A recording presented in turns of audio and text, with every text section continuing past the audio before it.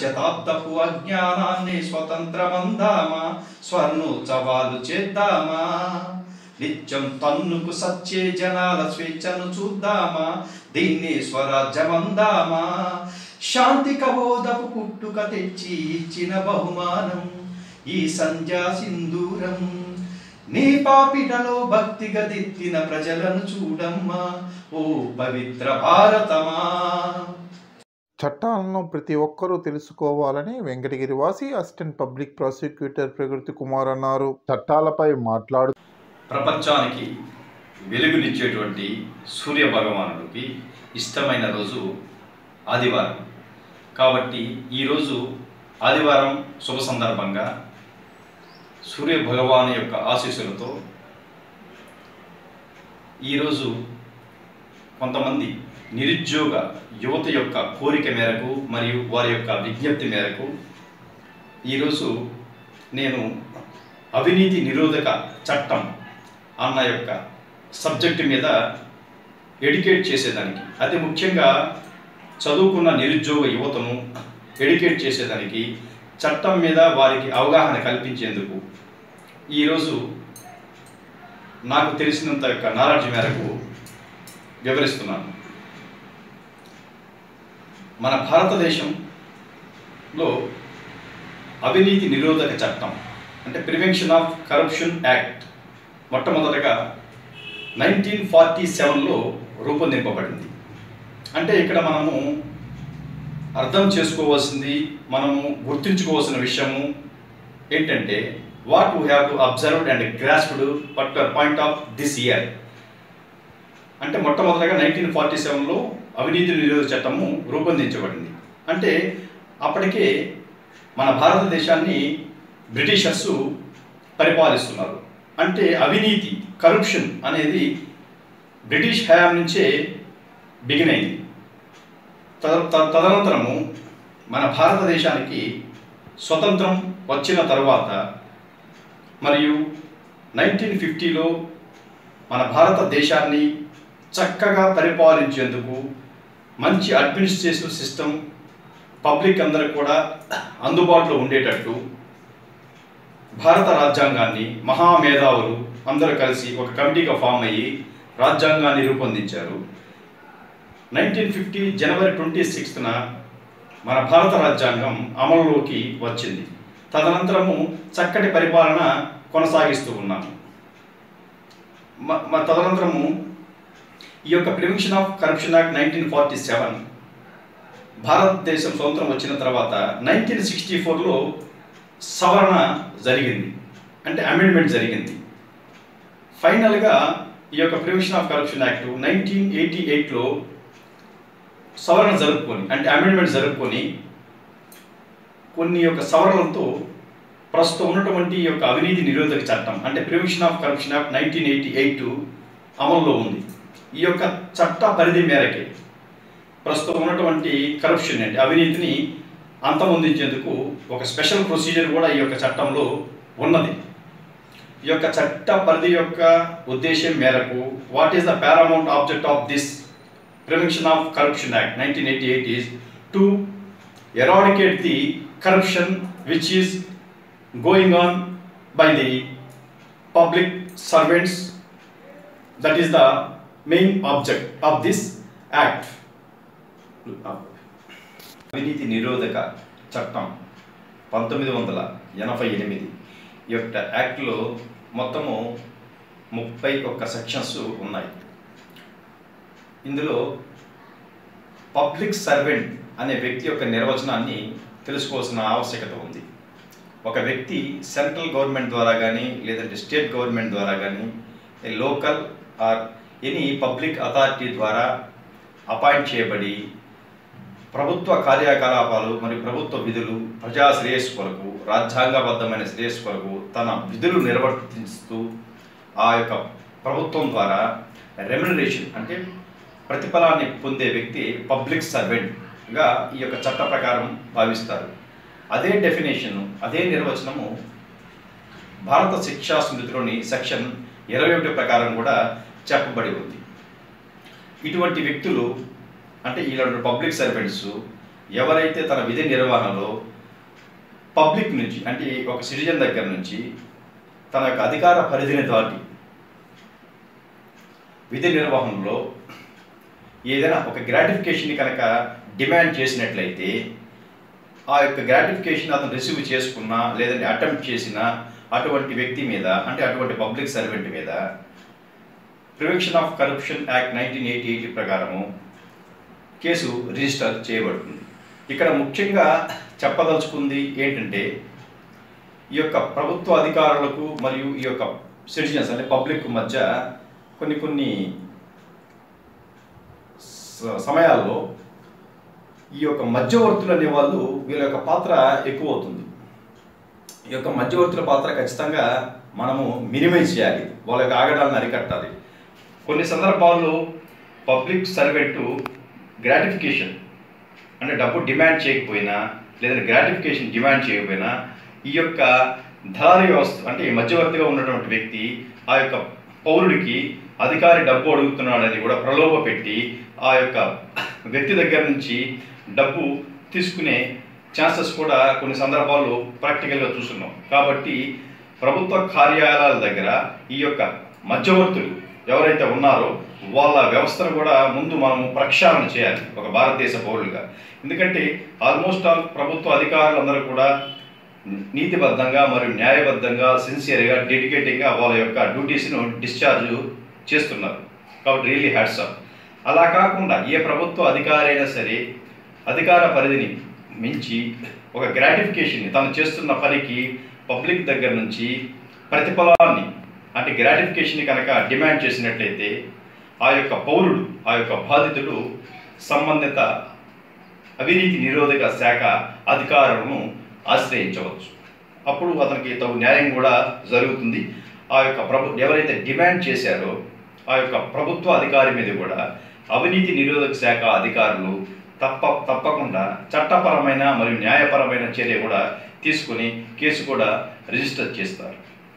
కాకపోతే ఇక్కడ ఆ బాధితులు ఎవరైతే ఉన్నారో మీరు చట్టం గురించి కూడా కొంత అవగాహన తెలుసుకోవాలి. ఎందుకంటే మనం భారతదేశ పౌరులం, భారతదేశ యొక్క ప్రగతిని అభివృద్ధిని పెంపొందించడంలో భారతదేశ పౌరులుగా మనమందరం కూడా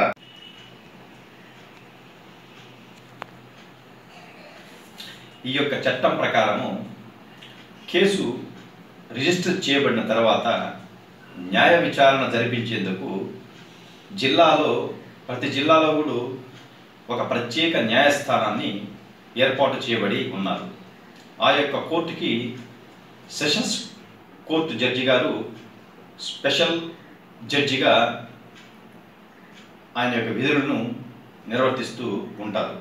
అంతేకాకుండా ప్రాసిక్యూషన్ని నడిపేందుకు స్పెషల్ పబ్లిక్ ప్రాసిక్యూటర్ను కూడా ఆ యొక్క కోర్టులో ప్రభుత్వం వారు నియమించబడి ఉంటారు. అంతేకాకుండా ఈ యొక్క కేసులకు సంబంధించి డిఎస్పి ర్యాంకు హోదాలో ఉన్నటువంటి పోలీస్ ఆఫీసర్ను ఇన్వెస్టిగేషన్ ఆఫీసర్గా అపాయింట్ చేయబడి ఉన్నది. ఈ యొక్క ఇన్వెస్టిగేషన్ పర్పస్లో ఆ యొక్క అధికారి ఏ ప్రభుత్వ అధికారి మీద అయితే ఆరోపణలు ఉన్నాయో ఆ యొక్క ఇన్వెస్టిగేషన్ పర్పస్లో ఆ యొక్క అధికారికి సంబంధించిన బ్యాంకు లావాదేవీలు ఆర్థిక లావాదేవీల విషయంలో ఇన్స్ట్రుమెంటల్ రూపంలో ఉన్నటువంటి ఫైనాన్షియల్ ట్రాన్సాక్షన్స్లో అన్నింటిలో కూడా ఆ యొక్క ఇన్వెస్టిగేషన్ ఆఫీసరు చాలా డీప్గా ఇన్వెస్టిగేషన్ కూడా అన్ని యాంగిల్స్లో చేసే యాంపుల్ పవరు ఈ యొక్క చట్టము ఆ యొక్క ఇన్వెస్టిగేషన్ ఆఫీసర్కి కాన్ఫర్ చేయబడి ఉన్నది. అంతేకాకుండా ఇక్కడ ఈ యొక్క చట్టం యొక్క ప్రత్యేకత తెలుసుకోవాల్సిన ఆవశ్యకత ఎంతో ఉంది. ఎవరైతే బాధితుడు అంటే the person who ever gives a bribe అంటే ఎవరైతే పౌరుడు అంటే బాధితుడు ఈ యొక్క బ్రైబుని ఇస్తున్నాడు ఆ యొక్క పబ్లిక్ సర్వెంట్కి ఇచ్చే ముందు ఆయన దగ్గర ప్రీ ట్రాప్ స్టేట్మెంట్ అనేది ఒకటి అధికారులు అంటే ఇన్వెస్టిగేషన్ ఆఫీసర్ అధికారులు ప్రీ ట్రాప్ స్టేట్మెంట్ని రికార్డ్ చేసుకుంటారు. చేసుకున్న తర్వాత ఆ యొక్క బాధితుడు మీద ప్రాసిక్యూషన్ రన్ చేసేదానికి ఎగ్జామ్షన్ కూడా మినహాయించి ఉన్నారు. ఎందుకంటే చట్ట ప్రకారం లంచం ఇవ్వడం నేరము, లంచం తీసుకోవడము నేరము. కాకపోతే ఈ యొక్క యాక్ట్లో స్పెషల్ కేటగిరీ కింద ఆ యొక్క బ్రైబ్ ఇస్తున్నటువంటి వ్యక్తి ప్రాసిక్యూషన్ రన్ చేసేందుకు అతని మీద ఎగ్జంప్షన్ అంటే మినహాయించి కూడా ఉంది. అంటే అతని మీద ఎటువంటి న్యాయపరమైన చర్య తీసుకొనబడదు. ఎప్పుడైతే న్యాయపరమైన చర్య తీసుకొనబడుతుందంటే ఆ యొక్క బాధితుడు కోర్టుకు వచ్చి కూడా తప్పుడు సాక్ష్యం కనుక చెప్పినట్లయితే ఆ యొక్క బాధితుడి మీద పెర్జురీ అన్న యొక్క సెక్షన్ కింద కేసు రిజిస్టర్ చేసి అప్పుడు మాత్రమే అతని మీద చర్య తీసుకొనబడుతుంది. కాబట్టి ఈ యొక్క చట్టం యొక్క ప్రాధాన్యత ప్రతి ఒక్కరూ కూడా తెలుసుకోవాల్సిన ఆవశ్యకత ఎంతో ఉంది. అవినీతిని అంతమొందించాలి అంటే చదువుకున్న నిరుద్యోగ యువత ఖచ్చితంగా నడుంకట్టి సమాజంలో ముందుకు కొనసాగాలి. ఇటీవల కాలంలో నేను గమనించింది ఏంటంటే కొన్ని సినిమాలు అంటే పెద్ద సినిమాలు రిలీజ్ అయినప్పుడు థియేటర్ల దగ్గర ఉదయం 3 నుంచి సాయంత్రం 7-8 గంటల వరకు యువతంతా కూడా కోలాహలాలు మరి సంబరాలు చేస్తూ ఉన్నారు. ఆ థియేటర్ దగ్గర ఆ కోలాహలాలు చేసేటప్పుడు ఉన్నటువంటి ఇంట్రెస్ట్, ఆ యొక్క జీళ్ళు, ఆ యొక్క స్పార్కు, ఆ యొక్క బర్నింగ్నెస్, అయ్యే క్వాలిటీసు సమాజంలో జరుగుతున్నటువంటి అవినీతిని అంతమొందించేందుకు అదే స్పార్కు, అదే ఇంట్రెస్టు, అదే బర్నింగు, అదే ఇంటెన్షను, అదే గ్రాస్పింగు కనుక ఉన్నట్లయితే ఖచ్చితంగా చదువుకున్న నిరుద్యోగ యువత ద్వారా అవినీతిని అంతమొందించేదానికి మనం నడుము బిగించవచ్చు. ఎందుకంటే మనం భారతదేశంలో పుట్టాము, భారతదేశ పౌరులుగా జీవిస్తున్నాము. రేపు భారతదేశ పౌరులుగానే మన శ్వాసని విడనాడాలి. కాబట్టి భారతదేశ పౌరులు ఎందుకు ఖచ్చితంగా ప్రస్తుతం ఉన్నటువంటి ఈ యొక్క కరప్షన్ మీద అంటే ఇటీవల కాలంలో నేను సోషల్ మీడియాలోనూ వార్తాపత్రికలను చూస్తూ ఉన్నాను, అవినీతి రోజు రోజుకి పెరుగుతుందని. కాబట్టి మనమందరం కూడా చదువుకున్న యువకులంతా కూడా అవినీతికి చరమగీతం పాడాలని నేను కోరుకుంటున్నాను. అంతేకాకుండా డివైన్ లా అనేది ఒకటి ఉంటుంది, అంటే దైవ శాస్త్రం అంటే దైవ చట్టం అనేది ఒకటి ఉంటుంది. ఆ దైవ చట్ట ప్రకారము భూలోకంలో మానవుడు అంటే ఇక్కడ నేను పబ్లిక్ సర్వెంట్స్ అంటలేదు, ఏ యొక్క హోదాల గురించి చెప్పట్లా, భగవంతుని దృష్టిలో అందరూ సమానులే. అంటే భూలోకంలో అంటే ఈ భూమండలం మీద మానవుడు చేసేటువంటి పాప పుణ్యాలకు అతి ముఖ్యంగా పాపాలకు న్యాయ విచారణ జరిపించి శిక్షలు వేసేటువంటి ఒకే ఒక దేవుడు ఆ కాలభైరవుడు. కాబట్టి ఇక్కడ చేస్తున్నటువంటి ఈ యొక్క అవినీతులు మరియు తప్పులు చట్టంలో ఉన్న లొసుగుల నుంచి తప్పించుకున్నప్పటికీ కూడా ఆ యొక్క పాపాలకు ఆ యొక్క అవినీతికి ఖచ్చితంగా కాలభైరవ స్వామి శిక్షలు ఖచ్చితంగా కూడా దైవ చట్ట ప్రకారము విధిస్తాడు. కాబట్టి మనము ఈ చట్టం నుంచి తప్పించుకున్న దైవ చట్టం నుంచి ఎవరు కూడా తప్పించుకోలేరు, అంటే తప్పు చేసిన వ్యక్తి. కాబట్టి ప్రతి ఒక్కరు కూడా న్యాయ వ్యవస్థను గౌరవిస్తాము, చట్టాలని గౌరవిస్తాము, చట్టం మీద అవగాహన పెంచుకొని భగవంతుని నిరంతరం స్మరిస్తూ భారతదేశ పౌరులుగా మన యొక్క జీవితాన్ని కొనసాగిస్తూ భవిష్యత్తు తరాలకు మన యొక్క జనరేషను ఒక ఇన్స్పిరేషన్గా కావాలని నేను ఆశిస్తున్నాను. Thank you very much. నిరుద్యోగ యువతకంతా కూడా ఈ పాటని అంకితం చేస్తున్నాను. తన తల రాతను తనే రాయగల అవకాశాన్ని వదులుకుని తనలో నీతిని తన అవినీతిని తన ప్రతినిధులుగా ఎన్నుకుని ప్రజాస్వామ్యమని తలచే జాతిని ప్రశ్నించడమే మానుకుని కళ్ళు ఉన్న ఈ కబోది జాతిని నడిపిస్తుందట ఆవేశం. ఆ హక్కేదో తనకే ఉందని శాసిస్తుందట అధికారం. కృష్ణుడు లేని కురుక్షేత్రమున సాగే ఈ ఘోరం చితిమంటల సింధూరం. చూస్తూ ఇంకా నిదురిస్తావా విశాల భారతమా, ఓ పవిత్ర భారతమా. అర్ధ శతాబ్దపు అజ్ఞానాన్ని స్వతంత్రమందామా, స్వర్ణోత్సవాలు చేద్దామా.